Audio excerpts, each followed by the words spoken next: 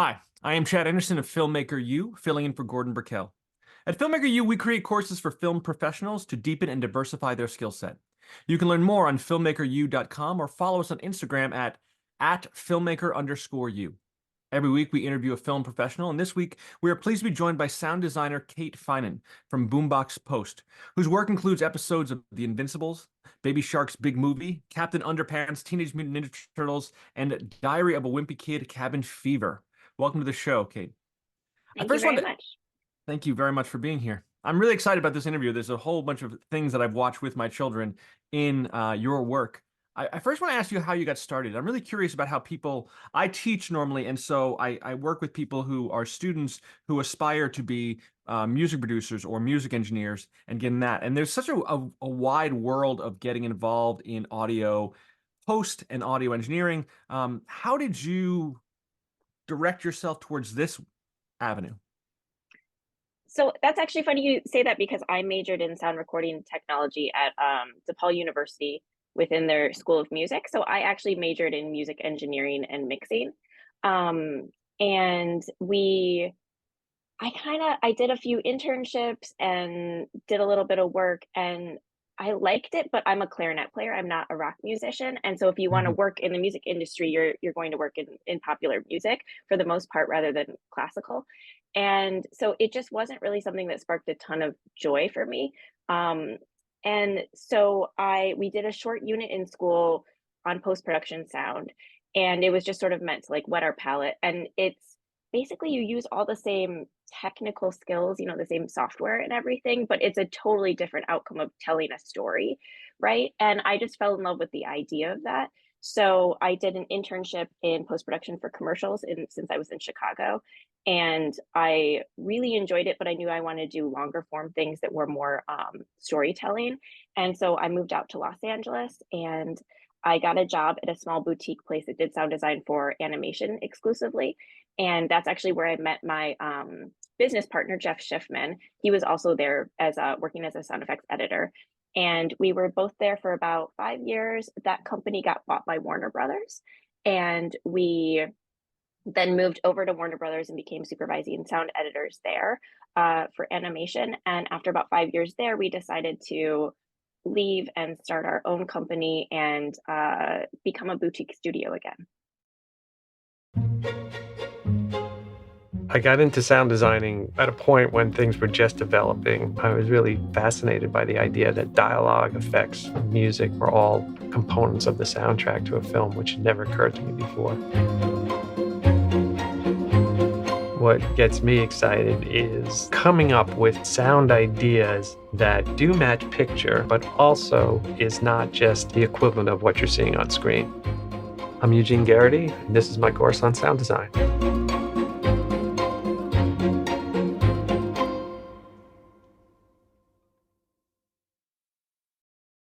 That's fantastic. If I have to ask you about trumpet players, Dizzy Gillespie or Louis Armstrong, do you have a preference? Oh, hmm. I mean, I'm gonna go Louis Armstrong.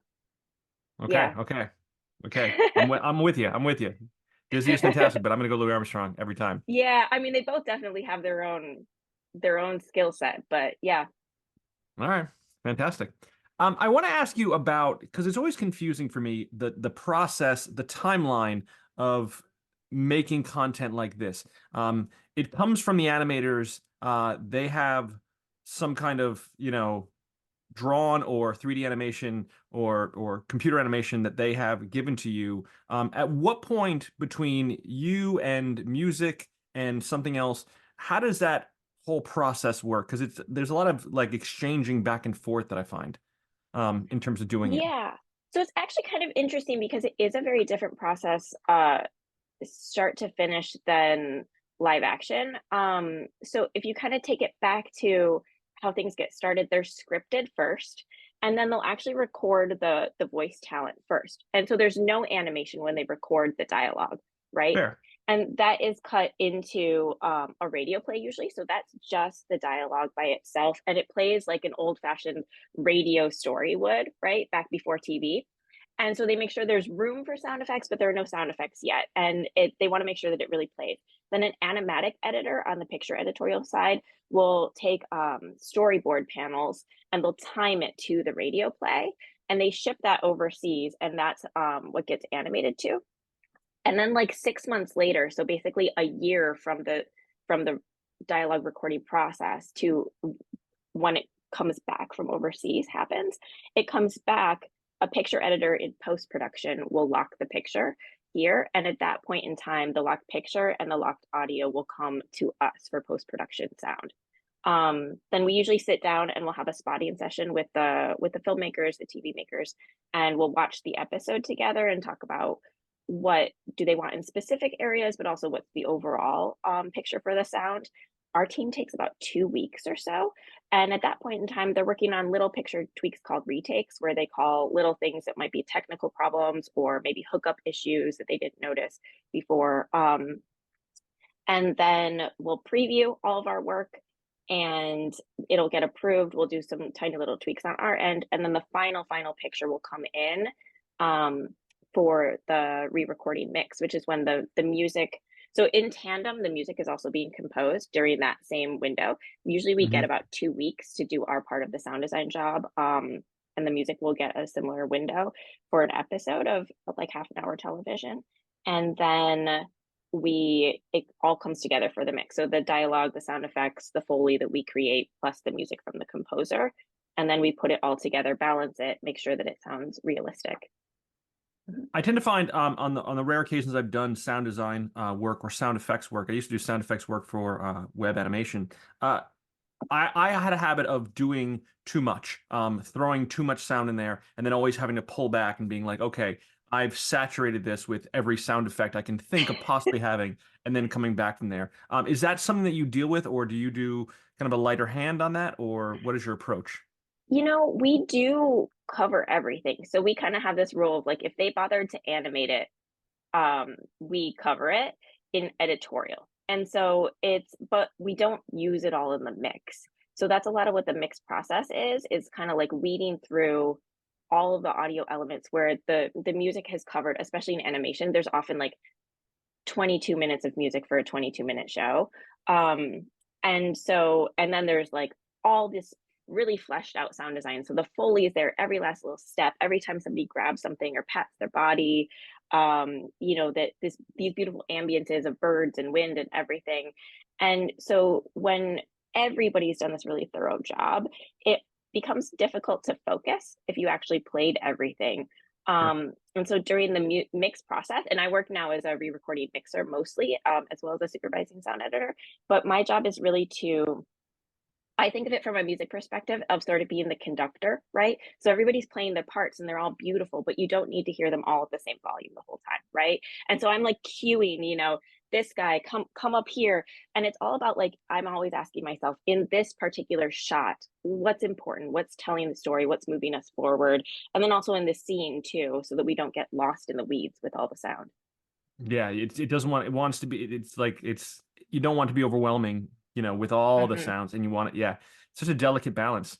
And there's also in kids media too, there's always a fear, and I think rightfully so, I have small kids, that you'll lose them if it loses any intensity ever, right? That they'll just change the channel or they'll turn it off or they'll go, oh, I don't get this, it's boring. And so there's always this drive to like keep pushing, and the music's ramping up and the sound design's ramping up all the time. But as we know, like you can't always be going and have that like perpetual focus happening. So we have to bring it down sometimes. Yeah, as a parent, I find that I would prefer a slower pace of everything. Yeah. The intensity of I watched cartoon animated films with my children, and it's always I'm like this feels like more than when I was a kid. It feels like it's just getting heavier and heavier every single time. What is that in terms of doing kid shows? I imagine for doing sound design for something that's, live action or something like there, but doing animated cartoons, how much fun do you have coming up with sounds for different things? Oh, we have so much fun.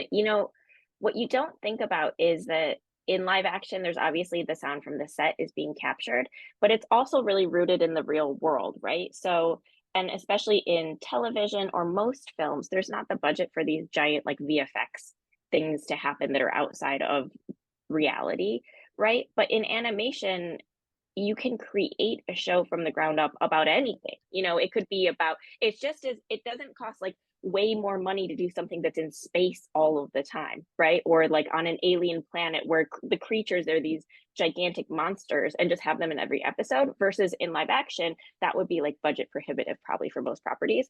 So there's this huge array of genres and new things always to be designed. So when we come into a show, we're always thinking about signature sounds, what's unique to this particular property.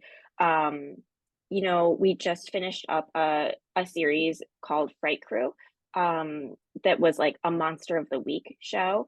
It's kind of like a teen horror thing, and it's truly scary, and our sound designers just had an amazing time creating these different monsters every single week, and thinking about, you know, are they icy, are they big, are they squealy, you know, do we use a pig, is, you know, and so there's all this play that you can have in these different worlds that we create. Sure, sure, sure. Do you find that certain sounds, have you been challenged with certain sounds? Have there been sounds that you've been like, I want to get this right, I want to get this monster or this alien or this spaceship or this laser right, that was like, this is complicated and difficult? Something that was particularly tough that you remember? Oh, there are always things like that where, you know, it's like any creative field where when something's really important to the story and you feel like you can really make a difference, where you don't just like meet the visuals, but somehow you elevate it to be even more of what the filmmaker is trying to create. There's also a lot of pressure, because when you make it something that you think is fantastic, you can always show it to them and they go, "Oh, no thanks," you know. But I remember that a long time ago, I worked on I mean, a long time ago now, maybe 10 years ago or so, I worked on this show called Pen Zero Part-Time Hero, and there was like this culmination of a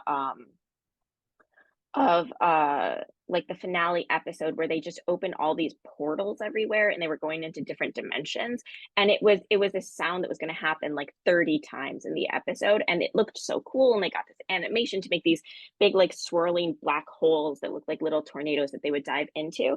And I just knew that it needed to have be completely unique. It needed to sound big but also distinct, something where like I always, my meter is always, if you were in the other room and you just heard the sound and you couldn't see the TV, would you go, oh yeah, that's that Pen Zero episode, right? And so you want something that's not going to blend in, but it also, for me, a lot of it is motion, you know, taking us forward. So I wanted them to be able to, like, it swirls and goes woof, woof, woof, woof, woof, woof, woof, woof, woof, woof, right? And then you suck in, but at the same time, you don't want just a multi whoosh that anybody could do. And so I worked like super hard on creating this thing, and you put all your layers in and you line them up, and then you say, well, maybe not this one, and mute it. And I spent so much time, and I remember being terrified that they were going to just be like, this is horrible. But then it played really, really well, and they liked it. So yeah. I remember doing sound work. I used to have these bins, and it would be, to someone else would be completely ridiculous because the names of things, you know, whoosh, bing, gurgle, bang was the name of a Hmm. file that just had some, you know, you knew it as Hmm. Wizzo flashbang, like something there that just had these amazing names. Um, in terms of that, is there a relationship between how you handle sounds that are supposed to be realistic versus these extreme fantasy sounds, these exaggerated fantasy sounds? Because in the cartoon animated world, you have this whole, you know, new palette of, hey, this doesn't have to sound like a door. This can sound like, you know, the most, you Hmm. know, hyperbolic door or exaggerated door there. How do you manage the handling or the balance of that, of when to put a sound that is, you know, I guess auditorily realistic versus something that is more exaggerated? Do you err on the side of Well, more exaggerated? I would say, just like any good sound design for TV and film, things tend to be more exaggerated, even in the live action sphere. We used to joke around at Warner Brothers when I would hang out with all the Foley people, that if guns in movies actually sounded like they sound in real life, if they sounded the way that they sound in movies, you could never sneak up on anybody, because they're just like jangling a bag of bolts, you know, in the Foley stages whenever somebody's like running with their gear on. So there's always this aspect of it sounds like you expect it to sound in a movie, not the way that you expect it to sound in real life. Um, and part of that is just cutting through the mix too, having all those frequency elements. And I think that the I also bringing it back to music, when you mix music, you're thinking a lot, or even composing music, you're thinking a lot about having a balance of frequencies, which is like different pitches, right? So you want your bass, right, and your kick drum covering the low end, maybe some piano down there. You want your mids with the guitar, and you want your high end with like your splashy cymbals and maybe like a vocal or something. And that gives you balance and fullness, and it feels like you have some oomph there. And the same is true with sound design. Like every time that we make even a door close, I'm going, well, where is our low, our mid, and our high to make it feel balanced and to make it feel meaty? And so it can still be realistic, but at the same time, it has this oomph that you wouldn't get in real life if you just recorded your door. So maybe you have like a thump that you sweeten it with, or maybe like even a kick drum, like you just hide that in there to give it that frequency element. Maybe you get a little bit of like hinge jingle in there too. But a lot of in terms of what we like design versus what we don't, that comes a lot from the filmmaker during our early conversations, where we sit down and we say, you know what is the feel of this? What is the art trying to say? Who do you imagine your audience is? What do you want them to feel when they watch this? Do you want it to be really relatable? Do you want it to be, just off the wall? Do you want it to have a lot of extra pizzazz? Do you want it to be extra sweet? And so we run all of our designs through those filters of like keywords basically, and we ask ourselves like, oh, is this a sweet door close? Is it soft and gentle like they want this Gabby's Dollhouse episode to be? Or is it futuristic because we're in Haley's on it and they're doing all these futuristic things? So yeah, it really just depends on the series and the conversations that we've had. I talk often with my students about the ideas that, in a real world, you probably don't consider the fact that you hear footsteps, that footsteps exist. You don't really hear footsteps, but on a TV show or movie or an animated series, you'll hear footsteps when there's a monster coming who's creeping down the hallway. You'll definitely hear those footsteps, or the dangerous woman in the high heels. You'll hear those high heels, and they become, more exaggerated in that way. So it's interesting when you talk about the guns and the bullets and those kind of things, of what a real world would sound like versus what a cinematic world would sound like, of what kind of message you're trying to send there. You mentioned working on shows. Absolutely, yeah. You mentioned working on shows. I'm curious. I looked at Boombox Post's list of clients and list of programs you've worked on. How many of these are happening simultaneously, if you were to guess? We usually have about, I would say, roughly like 12 TV series happening simultaneously, and then we'll be working on a movie or two, plus some smaller like short projects that are more for indie studios. Does that get really difficult to manage, to figure out all the pieces? Because you're talking about tone, and you're talking about these ideas that you're meeting with directors and coming up with kind of a tone and looking at different moods that they're looking for filters, while you're simultaneously doing, getting pulled in 6 different directions. You have to kind of Yeah. change your personality for each production. Well, I don't personally work on all of them, so that helps that over the years. When Jeff and I started, we just had the two of us and we did all the jobs and we just each had a show. But now that we have so many more, we have 4 supervising sound editors. So the two of us plus Tess Fournier and Brad Meyer are with us. So each of us manage between like 3 and 5 shows probably at any given time. And they're not all happening simultaneously, right? They're on kind of these alternating schedules.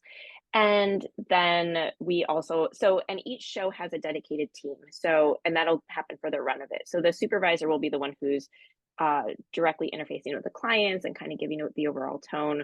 But then there will be assigned a dialogue editor who's always on that show, a sound effects editor who probably only works on that show, or maybe one other thing, and a Foley editor, and then the mixer or 2 mixers who are assigned to it. So each of us, it doesn't get too overwhelming because we're each just on a few projects. And then my TV series last, between a year, usually to do 1 season, to sometimes I work on things for 7 years. And I see those clients, every 2 weeks, and we spend the day together. So you get really grounded in exactly the aesthetic that they're wanting and what their expectations are. Fascinating. In terms of, I noticed that your studios in Boombox, you're working in Dolby and in Atmos, and you're doing a full surround mix. I remember the first cartoon that I recognized as being done in a surround environment was Simpsons, and it was kind of Mhm. gimmicky, some cats yelping in the background, but it was surprising to see that a cartoon was being done in surround. I was used to, the ideas of Apocalypse Now and the helicopter and that immersive experience and more. How do you handle mentally surround for a kids program in terms of the immersive experience? Like, is that something that is in the forefront of your mind or kind of just an afterthought or? It's part of the process throughout, especially being in 5-1. We've been in 5-1 surround sound for a long time. So that's the 5-1 for anybody who doesn't know is like a left, a center, and a right. And on it, if you were in a movie theater, those three speakers would be behind that big screen. And then a rear left and a rear right surround speaker, and then a subwoofer is the point one. Yep. So the we've been in that for a long time. It's you as far as sound design, that it doesn't get affected too much by whether it's stereo or 5-1, other than being able to add those like good sub booms to it, because most of the basically all the panning happens in the mix stage. But you really have what's nice about being in 5-1 is that for the most part, all the sound effects come out of the center speaker because you want them to seem like they're coming from the picture that you're watching. But every once in a while, you can have something move by you, a spaceship like zooms toward camera, and that's a really fun moment, or somebody's like walking around the room or something. But what's really immersive about it is you can put the background elements, which are, the sounds of the ambient environment all around you so that you feel like you're there, and then also the music really can immerse you, especially during song sections as well, to really feel like you're in the middle of it is a great experience. I was reading about Boombox Post's kind of work ethic as a company that you've built, and about gender equity that you have in there. I think that's really impressive and really surprising. Like I said, as a college professor, I see that my classes are always predominantly male. It Mhm. is 80-20 at least. And there's in a class there may be two or three women, and it's always a struggle because they feel like there's no place for women in this field. And once you start working Yeah. professionally, you see, oh, there's a place for women in this field. I think it's really, really remarkable that you're making it. You seem dedicated to that value. Can you speak a little bit about that? Yeah, I'm glad that you brought that up because there's actually an alarming statistic which Women's Audio Mission, which is a great nonprofit organization, provides, which is that only 5% of all women in audio in general working or only 5% of the people working in audio are women. So it's extremely low, even probably lower than the number of people who are going to school.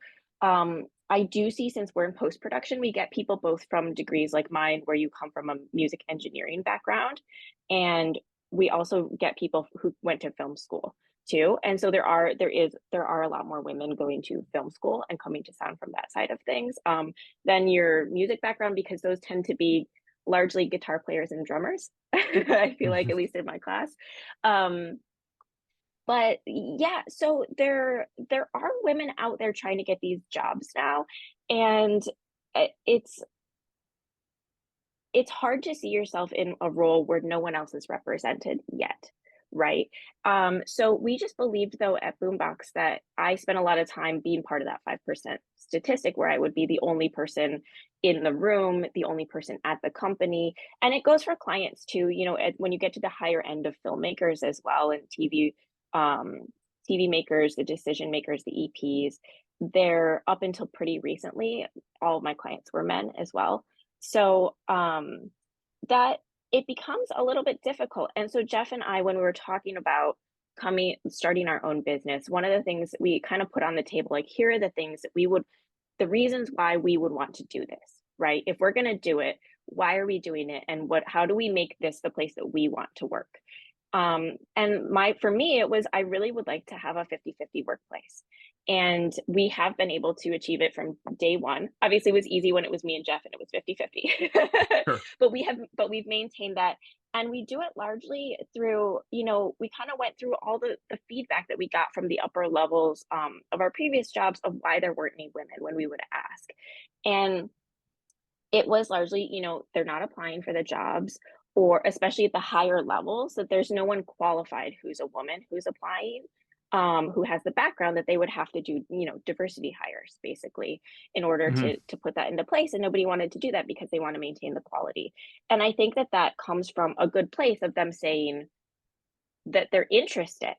They just don't know how to get there, right? Yeah. And so Jeff and I looked at that problem and we decided that the best way to deal with it was to do two things. One, we have an apprenticeship program where we every 6 months we have an apprentice who is an entry level individual, and we try to keep that position, we try to staff it 50-50 male and women. So we usually kind of alternate between. We always pick the best candidate, but it does tend to be equally staffed. And that way, we're not only training our hiring pool, we're also training the people that go out into the world, because it is a 6 month commitment. They come in, they have lessons every single week where they learn each specific job. So dialogue, editorial, sound design, sound effects, editorial, mixing, recording techniques, all the things basically that you have the tools for when you graduate from school, but you maybe didn't get an in-depth look at what does this person do every day and what would be expected on a professional level. So we're training these people and we're putting them out into the world. And then the other thing that we're doing, um, aside from that, is we've really we've expanded how we get the word out about our jobs, right? So a lot of the television and film industry, right? There's this huge amount of people who want these jobs. So you can just sit back and let everybody send you their resume and then just pick from that pool. But we realized that what was happening was there are these guys in the industry and they have their friends and their people that they usually work with and they know the same people. And we were getting this very homogenous pool because word of mouth was in this very narrow, 40 to 55-year-old men, Yeah. right, demographic. And so what we do is we just do more outreach about like, hey, we have these positions coming up. And so we widen the pool and we always put in the work to get people to apply. So we have a 50-50 pool. And then we choose the best people to interview, and then we choose the best candidate irregardless, or I guess regardless of gender, when hiring. So we never do any diversity hires whatsoever. We just put in the work to widen the pool. And that honestly, it just resulted in a 50-50 workplace on its own, because when you open yourself up to more people in the pool, you open yourself up to more talent. And we also just feel like it makes the company better, it makes the design work better, because you're getting 50% more people to choose from. Yeah, absolutely. I was as an anecdote, I was teaching a class and I had a group of strong women who wanted to be video editors, who really wanted to be film Mhm. editors, and I took them to a symposium in New York where they got to see a group of editors speaking. It was a presentation, and there was a number of women editors, and one of my students turned to me and said, "Oh, I didn't know women edited film." And I was like, "How Yeah. do you not know women edited film? There's Thelma Shoemaker, there's Ann Coates, there's these fascinating women who've done amazing work in film that have been doing it for years, and they were just, they don't. There's a lack of connection, and so to that end, I started, introducing more women names and more women voices in my class because I was like, no, we Mhm. need to. The whole paradigm needs to be changed drastically. So the work you're Yeah, doing it is is really. fantastic. Thank you. It's so important, and I feel like even I felt, when I had these jobs and I was moving up the ladder and I was in my 20s or so, and I started thinking, what's my life going to look like down the line? And you think, oh, well, all these guys, they have kids and they don't take a single day off, right? And they don't, it was just what was expected, or these things start crossing your mind, and it just these innate parts of being a woman, like what's it going to look like when I have a family? What's this going to look like when I have these great life milestones that I don't see reflected in anybody else who's working here? And it becomes this like big maw, of this unknown, where you Hmm. start to wonder, oh, maybe should I just take a different path, because I'm not sure how this is going to work out for me. So it's so important to see representation, Yeah, certainly. absolutely. And just have mentors as well. Have someone who's, oh, I've Hmm. done this. I went through this path. I'm in your same demographic. I'm in your same circumstances. I had kids. I went through there. Yeah, it becomes important Yeah. to see, okay, this is manageable. This is navigatable. Absolutely. I think too, every woman that I know who works in sound, and again, things are changing, but from back in the day, we all have experiences where we were like sitting in the chair in the room, and somebody walks in and goes, "Oh, so when's our mixer going to show up?" Oh, It's just sort of like, but the oh, thing is, it's not sexist in the way that like you would kind of think. It's literally just a matter of representation, because if they've never walked into a room and there's been a woman sitting there, then it comes from a completely reasonable place of them assuming that you're in some other role. So yeah, it's just slowly changing. yeah, absolutely. Good stuff. I want to ask you one more question. Do you have a guilty pleasure, something that you watch, film or TV at the end of the day, just to let loose a little bit, maybe something you're a little bit embarrassed about, or is your own little personal thing that you have? So I don't know if I'm embarrassed about it, but I do feel like it's a little bit of a like a funny pleasure. Is so I am not I never played any sports in my life. I'm not, I would say, athletically inclined really, but I love to watch a good sports documentary, and I especially love to watch surfing shows. So I'm very into 100-foot wave right now. Um and I will like come to work and tell everybody all the stuff about 100-foot wave that I just watched. And I think it seems very odd, but I love the idea of, and I feel like it speaks to me even in my career and as a business owner, of having goals that are really big and then pushing yourself to achieve them, but also just a very interesting personality that it takes for people to just become the best of the best. I love it. Sure. Sure. I mean, Mhm. it is, deliberately about surfing, but the 100-foot wave is kind of just a grand metaphor for overcoming this 100-foot wave of, achieving what you can do. Yeah, and just the idea of like scaring the shit out of yourself on purpose. I just love it. Excellent. Fantastic. Mhm. Kate, thank you so much. Kate Finan. Yeah. That is it for us this week. You can check us out at filmmakeru.com or follow us on Instagram at filmmaker_u. I am Chad Anderson. Thank you so much for watching. Thank you again, Kate Finan.